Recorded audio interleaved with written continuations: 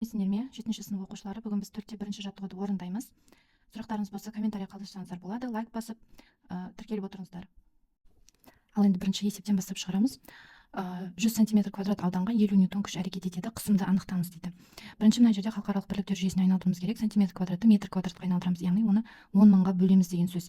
Өйткені 1 метр квадратта бізде 10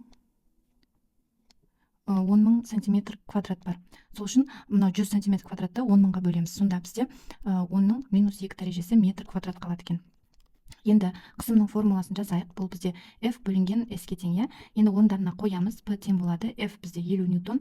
50 ньютонды бөлеміз S 10-ның -2 дәрежесі метр квадратқа.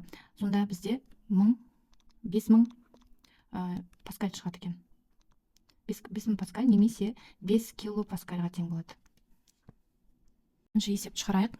Бізде қар үстінде тұрған шаңғының салмағы берілген. Салмағы 780 ньютон. Оның әр шаңғысының ұзындығы 1,95 метр, ал ені 6 см. Шаңғының қар бетіне түсіретін қысымын тап дейді. Шаңғышының қар бетіне түсіретін қысымын табуымыз керек. Енді бірінші мына жерде сантиметрді метрге айналдырып аламыз. Ол бізде 6 көбейту 10-ның -2 дәрежесі метрге тең болады екен.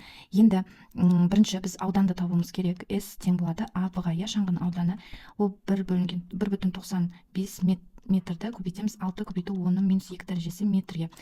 11,7 көбейту 10-ның -2 дәрежесі метр квадратқа тең екен.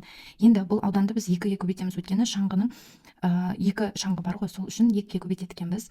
Қысымның формуласы P тең F бөлінген S, иә, 2S деп жазамыз. Сонда F бізде 780 деп аламыз. Яғни салмақты біз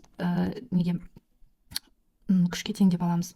F тең болады 780 ньютон бөлемін 2 көбейту 11,7 көбейту 10-ның -2 дәрежесі метр квадратқа тең 3,3 көбейту 10-ның 3 дәрежесі паскаль, немесе 3,3 килопаскаль деп жазсақ болады. Жауабы осы. Үшінші есеп шығарамыз. Шынжыр табанында ТД-75М тракторының массасы 6610 кг дейді. Ауданы 1,4 болады метр квадрат. Оның біз қысымын табуымыз керек. Қысымның формуласы F бөлінген S-ке тең. Бұл жерде F-ді mg деп аламыз.